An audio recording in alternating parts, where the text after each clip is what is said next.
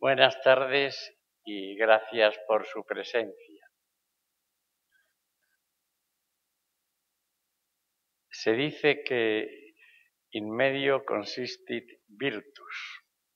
Por eso en este segundo día,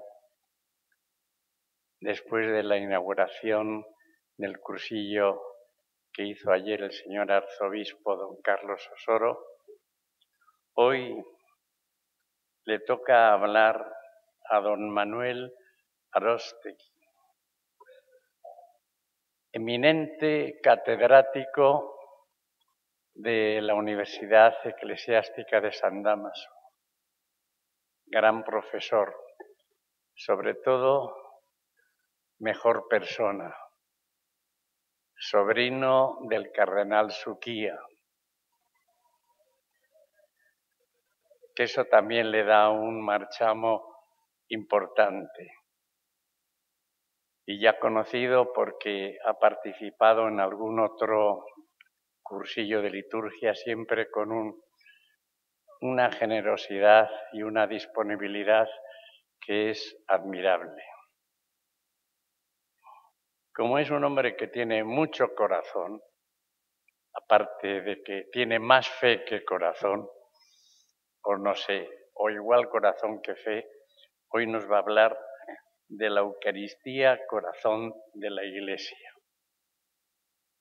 Ha hecho el esfuerzo, que agradecemos de antemano, de poner un esquema con textos para que no se sienta en la obligación de tener que leerlos todos, porque entonces no acabaríamos. Este esquema nos ayudará, pues, mejor a seguir los puntos que de manera resumida el alianza de respeto para la llegada es cederle la palabra a nuestro querido amigo y profesor don Manuel Aróstegui. Muchas gracias. Antes de nada quisiera agradecer a don Andrés su invitación a participar en este cursillo de liturgia. Es para mí un honor y lo hago con sumo gusto. Tal y como se indica en el programa y en las hojas que se les han repartido, el objetivo de la exposición consiste en estudiar la relación entre la Eucaristía y la Iglesia. Es un tema amplísimo. ¿Cómo abordarlo en una ponencia de 1 hora? Pues la opción por la que me he decantado es la de ir comentando un artículo de juventud de Joseph Ratzinger. Se titula Origen y naturaleza de la Iglesia y arroja, a mi modo de ver, bastante luz sobre el tema que vamos a tratar. Creo que, a mi juicio, atina en el núcleo. El autor publicó este artículo en 1956, cuando aún no había cumplido los 30 años. Y, sin más, pasamos al punto 1, los dos aspectos del concepto de Iglesia. El comienzo del artículo no parece tener demasiada relación con la Eucaristía.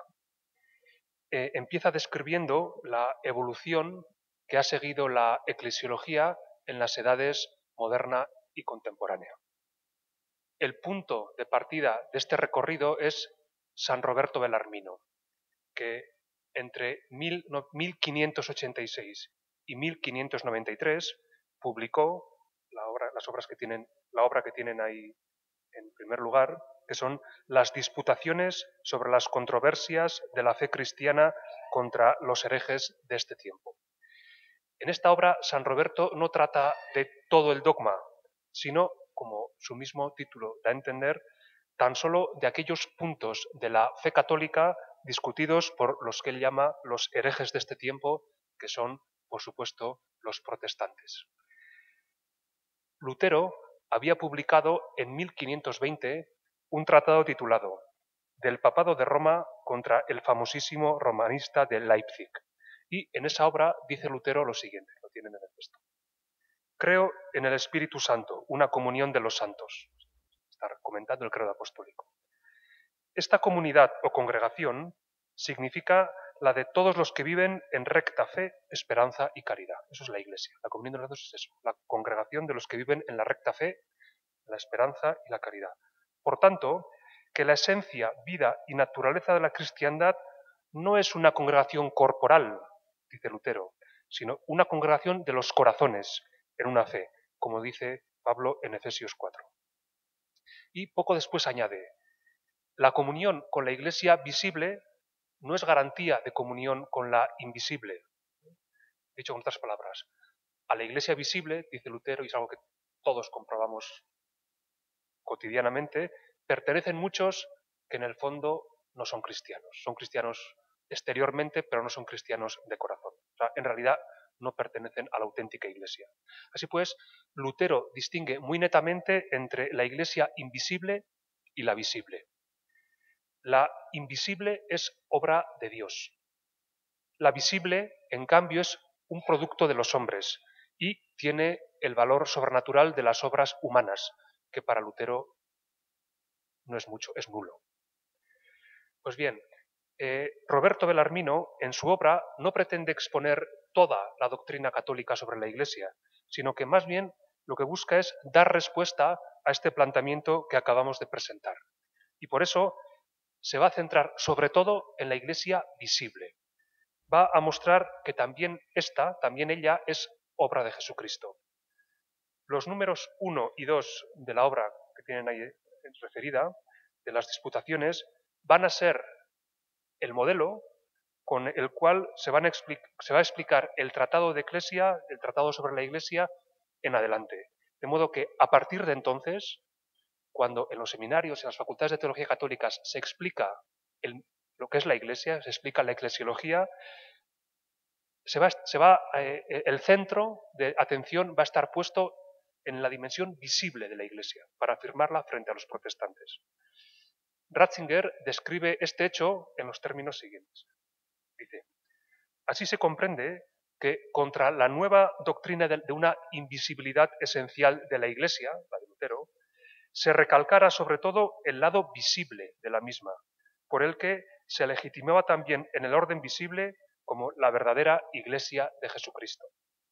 De hecho, una de sus funciones irrenunciables es ser signo de Dios entre los pueblos, como lo subrayó el Concilio Vaticano de 1870. Así se explica que la eclesiología moderna, la que parte de Bellarmino, se ocupe sobre todo en demostrar la visibilidad de la Iglesia y su concentración en el Papa, en hacer comprensible a la Iglesia como signo visible de Dios, como bandera que Dios levanta sobre el Monte Santo para mostrar sin error posible el camino recto a la humanidad extraviada. Esto es lo que había hecho la eclesiología moderna. Esto era seguramente una tarea muy importante, era algo necesario frente al protestantismo, pero con ello no se decía todo lo que debe decirse de la Iglesia. Es más, quedaba intacto su más íntimo misterio, su verdadera esencia. Así surgía el peligro de que el cristiano particular concibiese la Iglesia como una organización jurídica que está frente a él, lo mismo que siente el aparato estatal como algo que se le enfrenta. La Iglesia significaba ahora a los sacerdotes, obispos y papa, pero el que cada creyente estuviese penetrado de la corriente viva de esta Iglesia, que él mismo fuese una pieza de la Iglesia, apenas si entraba en la conciencia del creyente particular. Es decir, lo que dice Ratzinger es que esta forma de presentar el tratado sobre la Iglesia era válido, pero parcial. Así, en el periodo de entreguerras, entre la Primera y la Segunda Guerra Mundial, entre 1918 y 1939, surgió una eclesiología nueva que intentaba colmar esta laguna. Y Ratzinger la describe en los términos siguientes. Así se explica que pareciese como el comienzo de una nueva primavera, como nueva marcha vigorosa y esperanzadora, el que, después de la Primera Guerra Mundial, la nueva generación, dándose la mano con algunos teólogos aislados del siglo XIX, inyectó nueva vida a la palabra sobre el cuerpo místico de Cristo y comenzó de nuevo a vivir enteramente de la conciencia de que nosotros somos la Iglesia, el cuerpo místico del Señor. Entonces acuñó Romano Guardini esta palabra audaz y henchida de esperanza. Ha comenzado un proceso de incalculable alcance. La Iglesia se despierta en las almas. Se había descubierto que la Iglesia no era sólo el signo de fe, sino también el misterio de fe, una parte de la gloria oculta de Cristo, y que lo segundo es todavía más grande que lo primero. Así pues, en el período de entreguerras tuvo lugar el descubrimiento de la Iglesia como misterio, como cuerpo místico. Este hallazgo dio lugar a un entusiasmo que, según Ratzinger, desapareció muy pronto.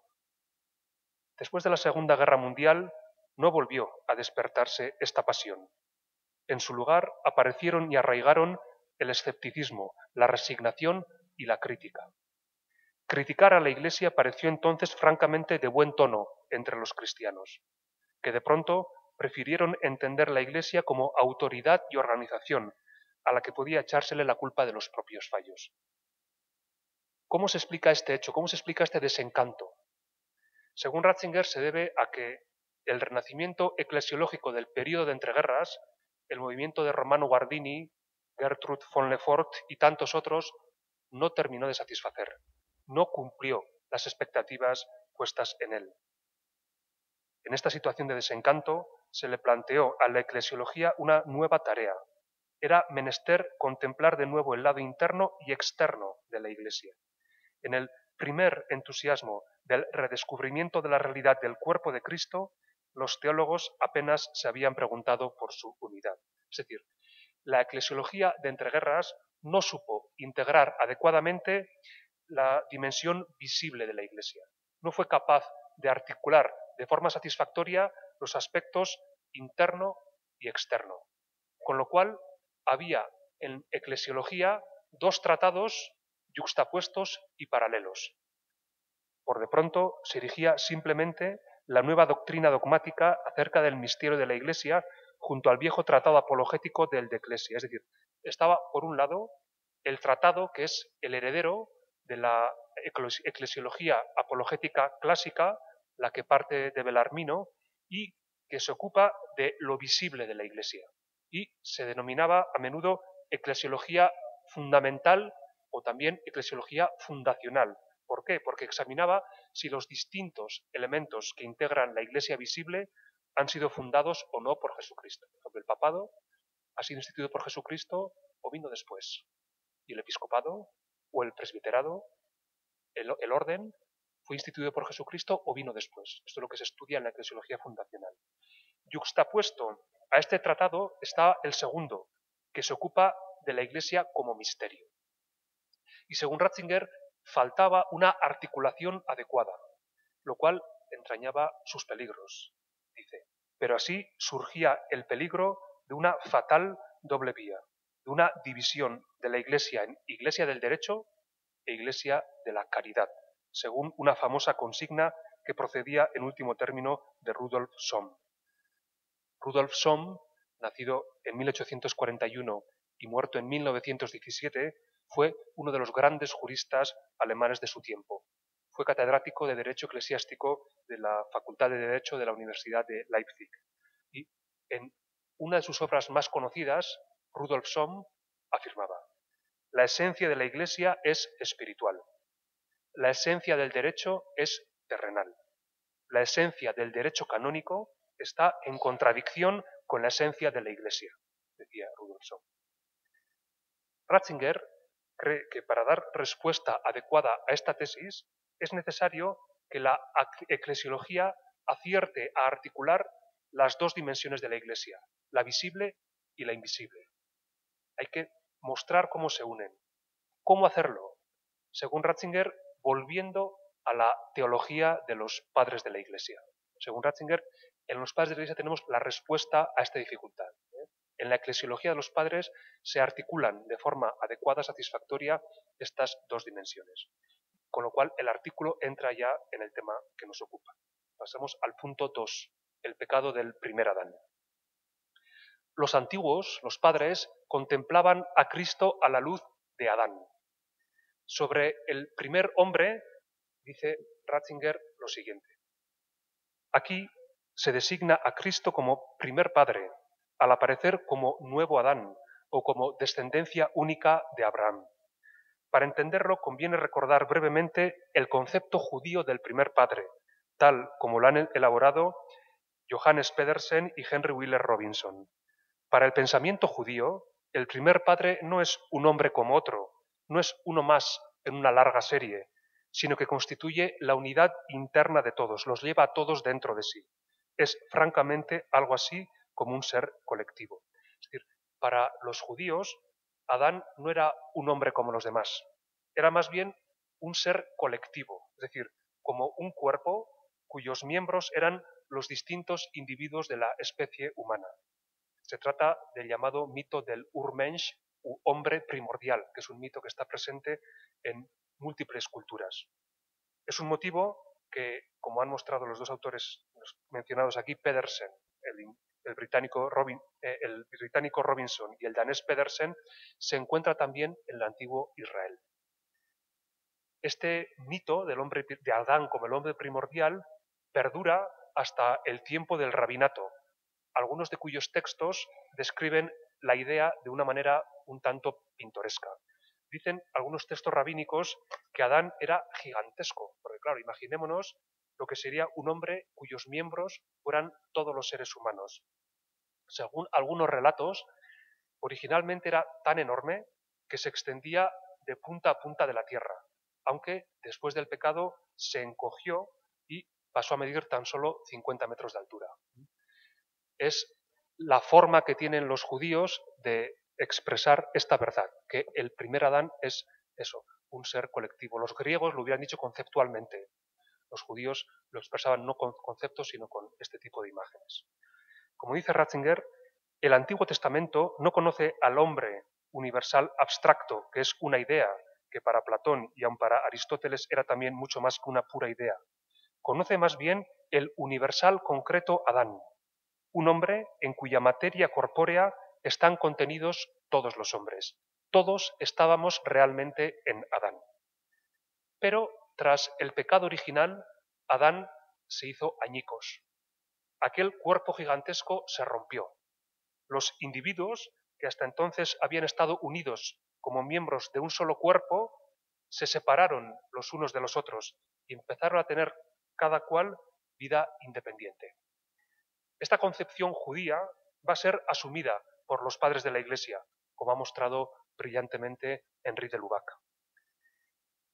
En el artículo que estamos leyendo, Ratzinger cita 2 veces a de Lubac.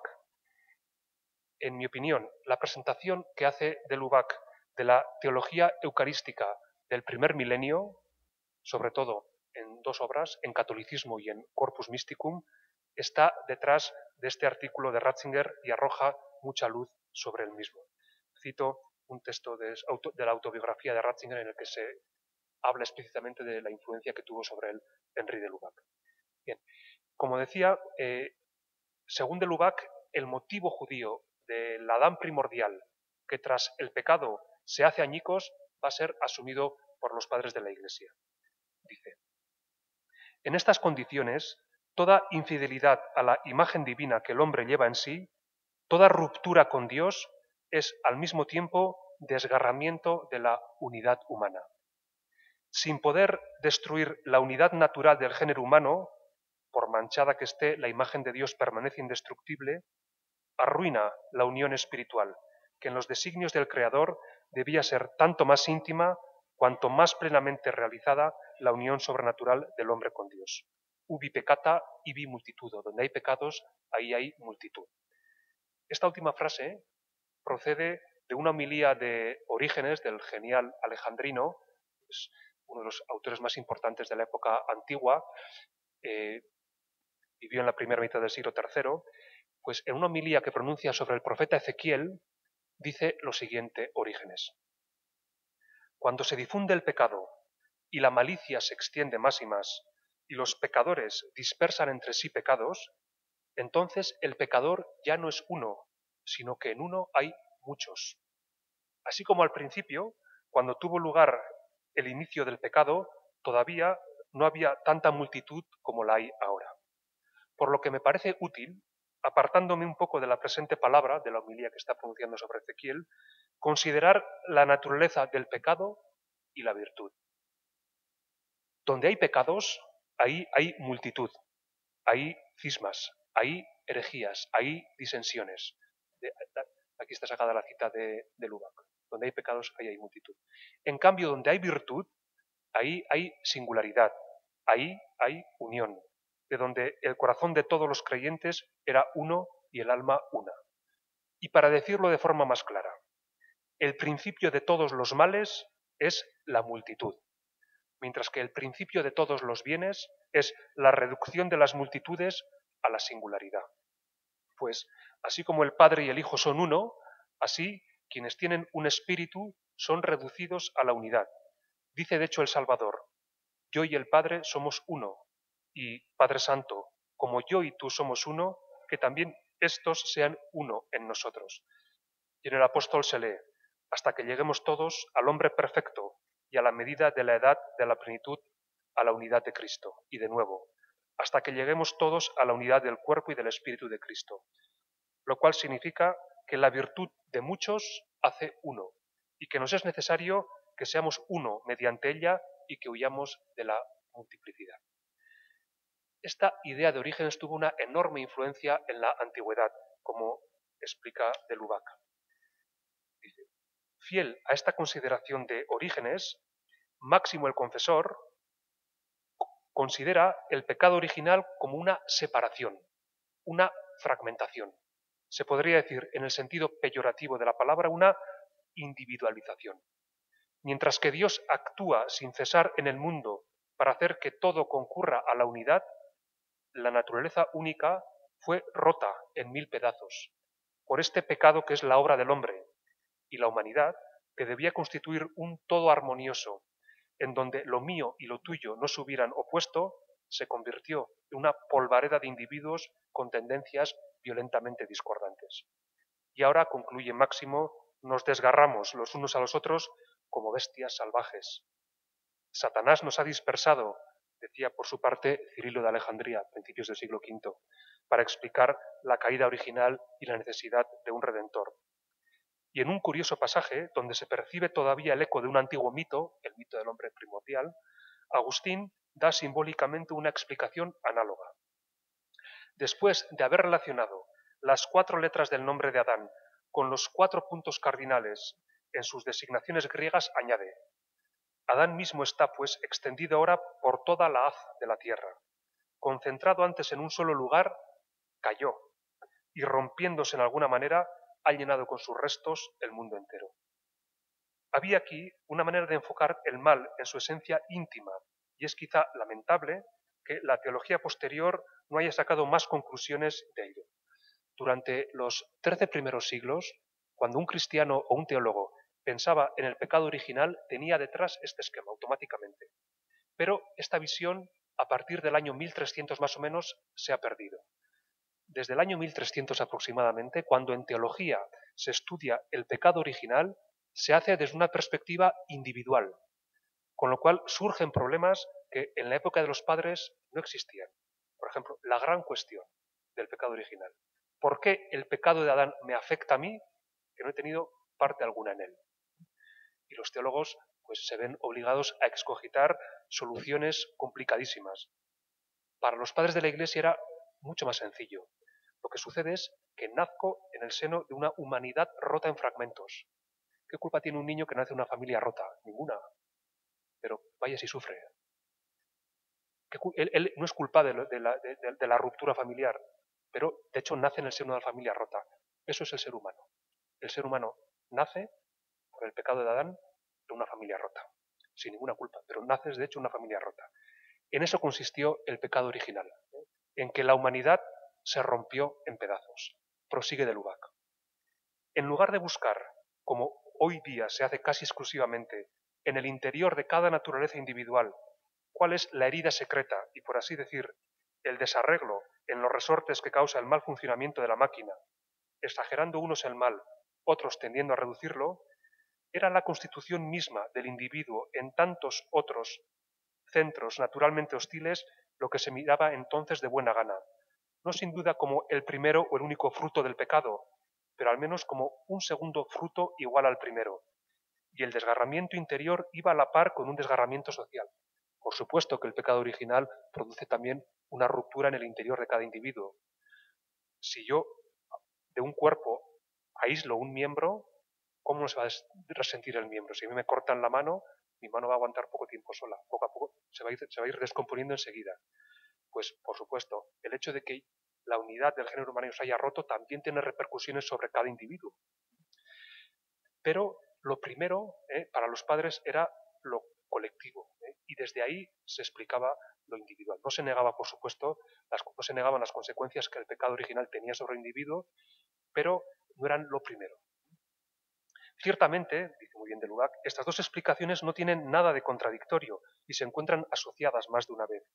San Agustín, de quien solemos retener sobre todo los análisis interiores, esas maravillas de psicología que nos ofrecen las confesiones, no ha descuidado, sin embargo, el otro punto de vista, como acabamos de ver. Por tanto, de Lubac, y Ratzinger con él, propone recuperar la perspectiva de los padres de la Iglesia, que no anula, sino que integra la perspectiva moderna. Por ejemplo, la concepción patrística, la colectiva, está muy presente en Santo Tomás de Aquino. Si se lee la cuestión disputada sobre el mal número 4, en Santo Tomás todavía está plenamente presente la concepción colectiva del pecado original. Pasamos al punto 3, la unidad en el segundo Adán. Pues bien, desde este esquema, la salvación de Cristo va a ser entendida como recuperación, como restauración de la unidad perdida. Sigue diciendo de Lubac. Mantengámonos en la perspectiva antigua, en la perspectiva de los padres. La redención, obra de restauración, nos parecerá por este mismo hecho como el restablecimiento de la unidad perdida, restablecimiento de la unidad sobrenatural del hombre con Dios, pero también de los hombres entre sí. Ahora cita un texto de Agustín, del comentario a los Salmos. La misericordia divina ha recogido de todas partes los fragmentos, los ha fundido en el fuego de su caridad y ha reconstituido su unidad rota. Así es como Dios ha rehecho lo que había hecho, ha reformado lo que había formado. Estas son las claves del pensamiento de Agustín. Si uno lee su comentario a los Salmos, o si lee La ciudad de Dios, esta es, a mi modo de ver, una de las ideas centrales de toda la obra. Así es como vuelve a elevar al hombre que estaba perdido, recogiendo sus miembros dispersos y restaurando en ellos su propia imagen. Pues bien, en el artículo que estamos examinando, Ratzinger va a hacer suyo este planteamiento. Dice, en este sentido de unidad radical, se designa ahora a Cristo como el segundo Adán. Somos juntamente con él un hombre nuevo y único. El resultado final sigue siendo el mismo que antes. Cierto que los cristianos son el nuevo pueblo de Dios, pero lo son únicamente por formar con Cristo un solo hombre, hijos en el Hijo, Eckhart. Todos sois uno solo en Cristo Jesús, manifiesta Pablo. Se podría decir también que los cristianos son pueblo de Dios únicamente porque son cuerpo de Cristo. La unidad que habíamos perdido en Adán la recuperamos en Cristo. En Cristo volvemos a ser todos uno. Es decir, en el ser colectivo Cristo se restaura la unidad perdida en Adán. Algo más adelante dice Ratzinger. Cristo atrae a los cristianos dentro de sí, que de este modo prolongan su existencia a lo largo de los tiempos. En ellos se cumple de un modo pleno lo que Dios se propuso en la encarnación. En ellos, en los cristianos, se continúa la encarnación. En ellos se hace Jesús el Cristo total, que como dicen los padres consta de cabeza y cuerpo. Por eso, aunque pueda haber alguna exageración de detalle, se acierta en el fondo con lo decisivo cuando Albert Schweitzer opina que todos los intentos de distinguir en Pablo entre el cuerpo personal y el cuerpo místico de Cristo carecen de sentido. El cuerpo de Cristo no entra en cuenta para Pablo como magnitud subsistente por sí, sino únicamente como el lugar desde el cual la muerte y resurrección que se inicia con Jesucristo pasa a la corporidad de los escogidos que están unidos con Él. Como tampoco estos existen ya para sí mismos, sino que son solo cuerpo de Cristo. Es decir, según Schweitzer y Wickenhauser, cuando Pablo habla de Cristo, piensa sobre todo en un ser colectivo, es decir, en lo que Agustín llamará el Christus totus, el Cristo total, lo cual plantea una importante dificultad. ¿De acuerdo? En muchos textos paulinos, Cristo designa un ser colectivo, pero por supuesto, Cristo es también un ser individual. ¿Cómo se relacionan el Cristo colectivo y el individual? Los padres se van a hacer esta pregunta, no podían no hacérsela. Más adelante volveremos sobre este punto que es muy importante. Antes vamos a ocuparnos de otra pregunta que se hace Ratzinger. Pasamos al punto 4. Cruz, bautismo y Eucaristía. Ratzinger plantea la pregunta en los términos siguientes. Hasta ahora ha quedado pendiente una cuestión importante que haya su respuesta en una tercera serie de ideas. Cabe efectivamente preguntar, ¿cómo se realiza nuestra unidad con Cristo? Nuestra unidad con Adán se funda en nuestra primitiva existencia corporal en él, o en nuestra descendencia corporal de él. Nada semejante nos une con Cristo. Esto es sacramento de la Iglesia. Todavía Santo Tomás dice que el mismo cuerpo verdadero de Cristo y las cosas que en él fueron hechas son figura del cuerpo místico y de las cosas que en él se han realizado. Es decir, Santo Tomás todavía tiene la idea de que el cuerpo físico de Cristo es sacramento de su verdadero cuerpo, que es la Iglesia. Nosotros, la teología moderna está en cambio más familiarizada con la tesis de que es la Iglesia la que es sacramento de Cristo. Pues bien, vamos a ver cómo se recogen estas ideas en el artículo de Ratzinger. Dice, pero con ello hemos logrado un resultado muy importante. Para Pablo, la Iglesia no es mero cuerpo místico de Cristo, sino cuerpo real, o dicho menos escandalosamente. Para Pablo, la expresión cuerpo de Cristo, que son los cristianos, no es solo una comparación, sino que expresa una realidad decisiva de la esencia de la Iglesia. Se ha tenido a menudo muy poco en cuenta que Pablo no habla nunca del cuerpo místico de Cristo, sino siempre del cuerpo de Cristo simplemente. Henri de Lubac ha mostrado además en un estudio fundamental titulado Corpus Mysticum que la manera de expresarse la antigüedad cristiana y la Alta Edad Media era en este punto exactamente inversa a la nuestra. Por corpus verum, verdadero cuerpo, se entendía a la Iglesia. Por corpus mysticum, cuerpo místico, cuerpo sacramental, la Eucaristía. El pensamiento dominante es que por su cuerpo sacramental, mediante la Eucaristía, Cristo atrae a los cristianos dentro de sí, que de ese modo prolongan su existencia a lo largo de los tiempos. Esto es lo que hemos visto en el texto de Orígenes.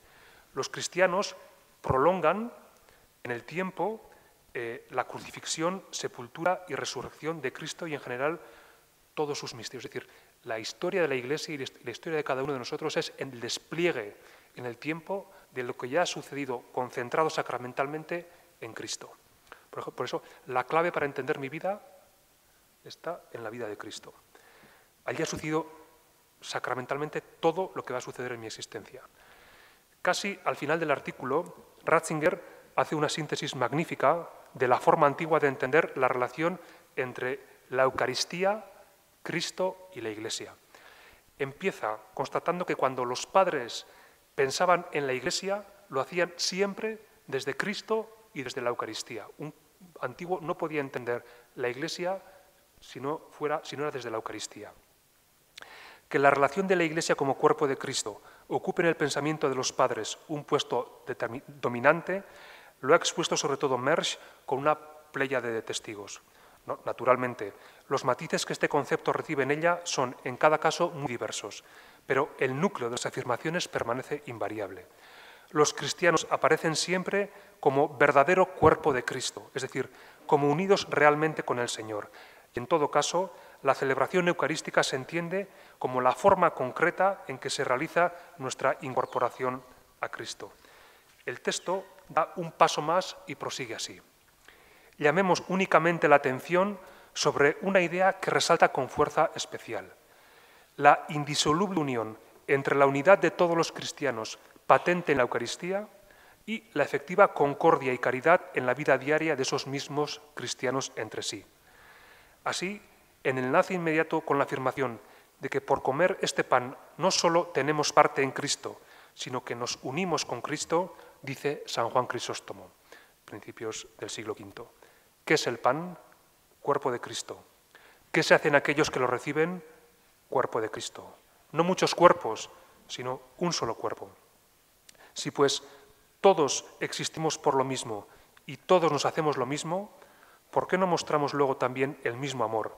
¿Por qué no nos hacemos también una sola cosa en este sentido? Es decir, la res última, la realidad última, la esencia última de la Eucaristía es la comunión eclesial. Es decir, como dice aquí, la efectiva concordia y caridad en la vida diaria.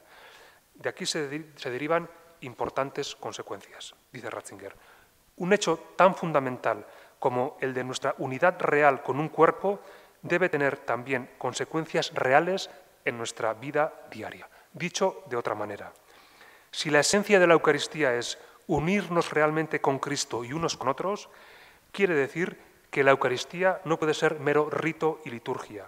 No puede en absoluto celebrarse por completo en el ámbito del templo, sino que la caridad diaria y práctica de unos con otros es parte esencial de la Eucaristía, y esta diaria bondad es verdaderamente liturgia y culto de Dios.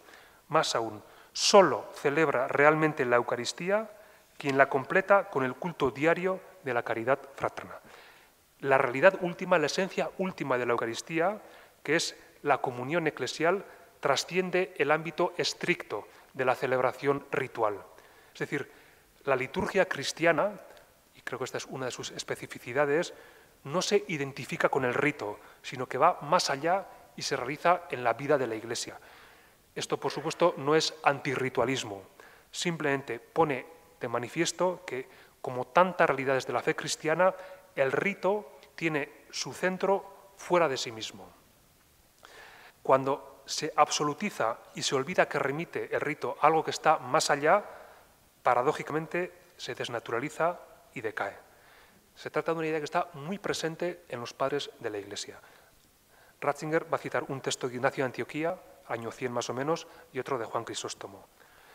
Ignacio de Antioquía lo expresa de manera inimitable cuando dice que la fe es el cuerpo y la caridad la sangre de Cristo. Inseparabilidad de liturgia y vida.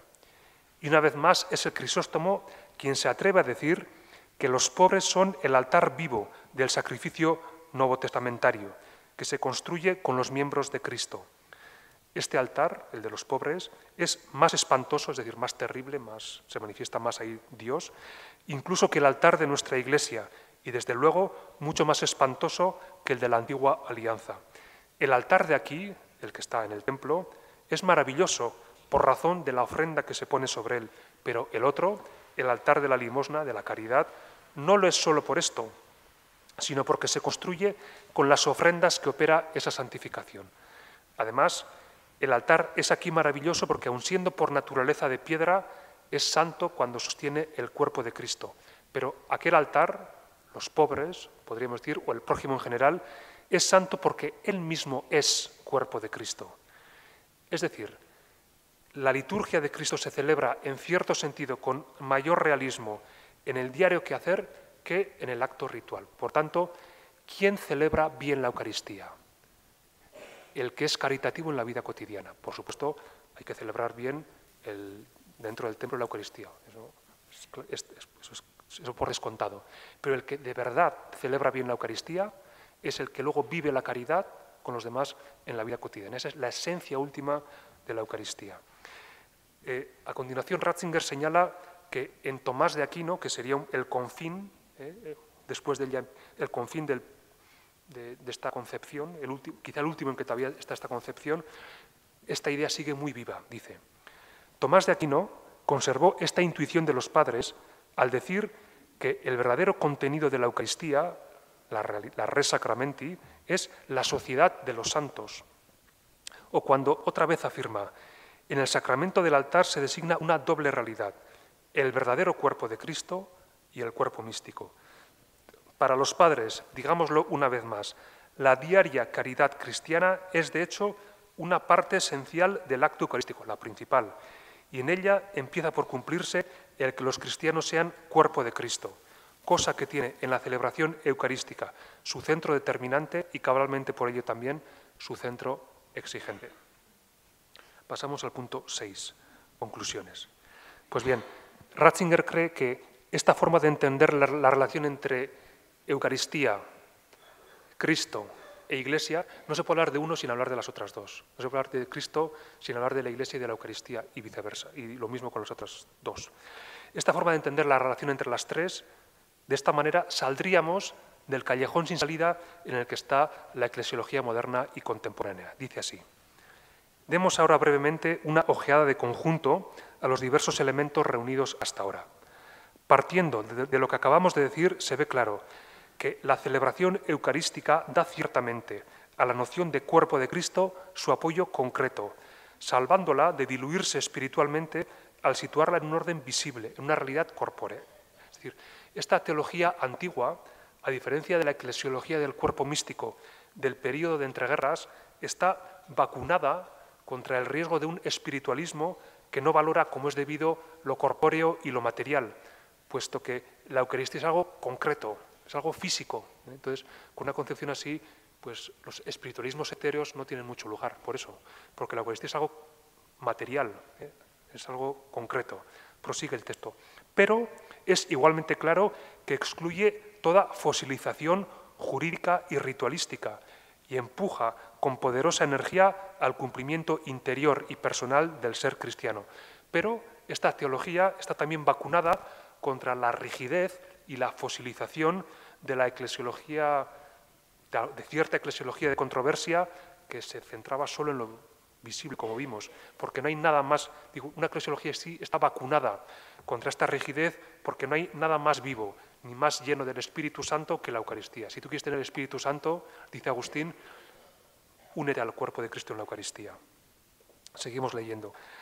Aquí no hay ya en realidad separación entre caridad y derecho, entre Iglesia visible e invisible, sino que se alcanza el verdadero corazón de la Iglesia, que es la Eucaristía, en la cual se unifican ambas realidades, tantas veces, por desgracia, disociadas de hecho. Es decir, según Ratzinger, la teología de los padres de la Iglesia logra lo que hoy busca la eclesiología, que es integrar las dimensiones visible e invisible de la Iglesia, el derecho y la caridad. Prosigue el texto. No sería difícil deducir esos dos lados de la existencia eclesiástica, es decir, la caridad y el derecho, y señalarles aquí, en la Eucaristía, su punto de fusión. ¿Cómo derivan de aquí el concepto y exigencia de la caridad y solo aquí cobran su pleno sentido? Lo acabamos de indicar por medio de algunos textos patrísticos que fácilmente pudieran multiplicarse. La caridad, que constituye la esencia espiritual del cristianismo, se enraiza en el dato más concreto de este, en la celebración del cuerpo de Cristo, y quien de este centro la desprende, la convierte en frase humanitaria sin fuerza que nada tiene que ver con la caridad enseñada por Cristo. Es decir, la caridad cristiana tiene fundamento eucarístico. Si la caridad cristiana se desprende de la Eucaristía, se convierte en una frase humanitaria sin fuerza. Hay un principio fundamental. Nosotros no hemos amado primero, es Dios quien nos ha amado primero. Antes de amar, tengo que acoger el amor. Si intento amar sin antes haber acogido el amor, pues estoy condenado al fracaso. Antes o después, dependiendo de cada uno, acabaré pues seco. Solo puede amar de verdad el que antes ha recibido ese amor, y ese amor se recibe en la Eucaristía. Por tanto, sin Eucaristía no hay amor cristiano. Lo que queda es, dice aquí, una frase humanitaria sin fuerza. A continuación, Ratzinger señala que, y por supuesto la Eucaristía sin la caridad, pues es un fracaso. A continuación, Ratzinger señala que también el derecho de la Iglesia, la organización que es necesaria, tiene que haber un orden en la Iglesia, nace de la Eucaristía. Pero de una puntual consideración de la celebración eucarística no se sigue solo la exigencia de la caridad, sino también el imperativo del orden. De la Eucaristía, es decir, brota también la necesidad de un orden, es decir, la necesidad del derecho canónico. Seguramente las disposiciones canónicas más antiguas que conocemos son las del capítulo 11 de la primera carta a los Corintios. Una serie de, que son, recordadlo, una serie de normas que dicta San Pablo para la recta celebración de la Eucaristía. Porque, como ya señalábamos, según los padres, según la Iglesia, la Eucaristía no la celebró como individuo aislado, sino como miembro de un cuerpo. Con lo cual surgen automáticamente cuestiones como: ¿quién forma parte de ese cuerpo?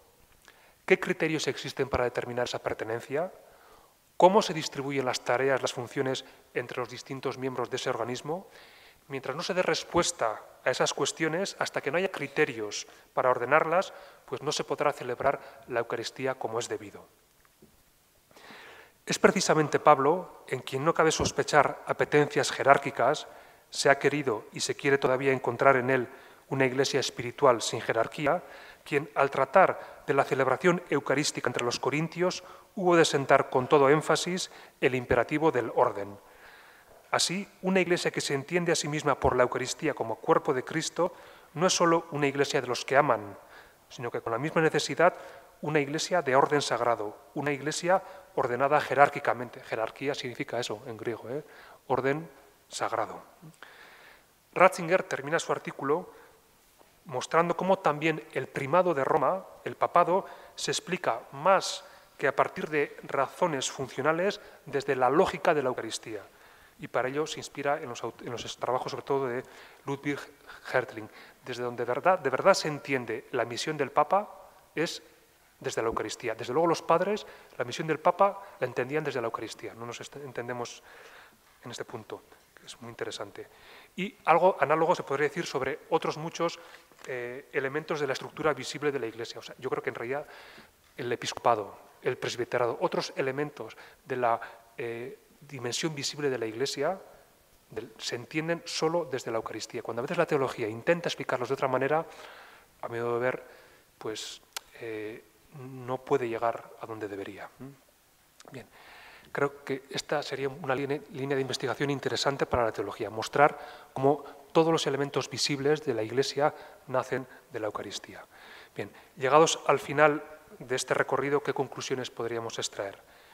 Yo creo que, por supuesto, cuando hablo de la teología de los padres no quiero despreciar la teología moderna, ni mucho menos.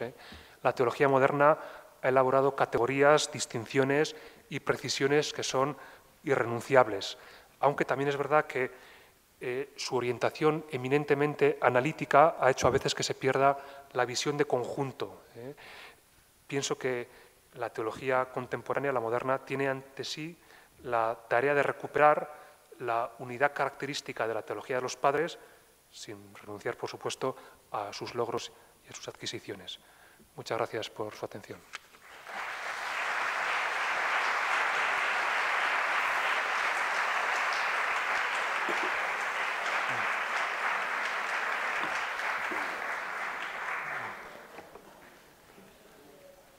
Desde luego, el haber escuchado a don Manuel Erróstegui, no solo en su excursus histórico, sino en esta profundidad teológica, es una interpelación para ver cómo nosotros entendemos y sobre todo celebramos la Eucaristía.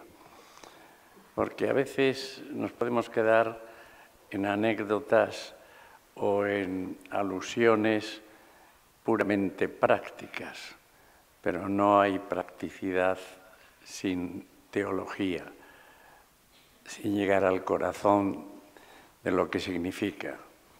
Don Manuel Erróstegui se le nota que es profesor de eclesiología.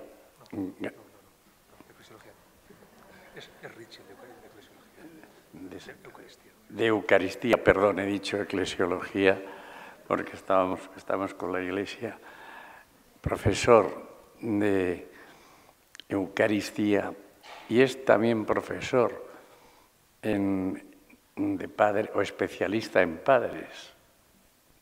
Esto se le nota cómo domina y lee a los padres y nos interpela enormemente.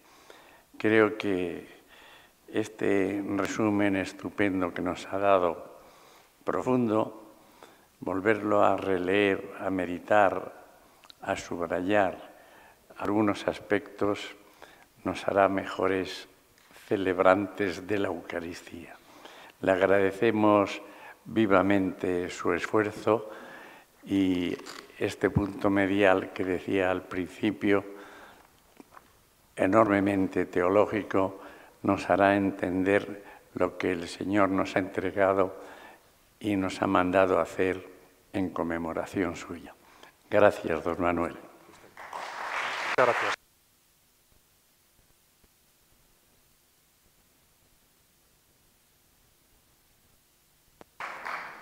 Mañana tenemos el tercer día, no hay 2 sin 3, así que nos volvemos a reunir.